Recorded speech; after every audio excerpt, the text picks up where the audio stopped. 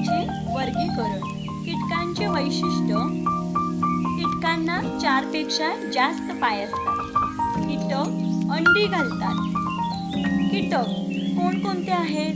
झुरळ, माशी, डास, फुलपाखरू, कोळी, मुंगी, मधमाशी, नाकतोडा, काजवा, टोळ, रेशीम किडा, ढेकूण, चतुर, वाळवी इत्यादी.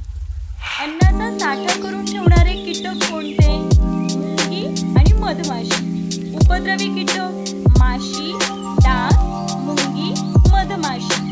पतंगाचे वैशिष्ट्य दिव्यावर मरणे. निशाचर कीटक पतंग, रातकिडे, काजवे.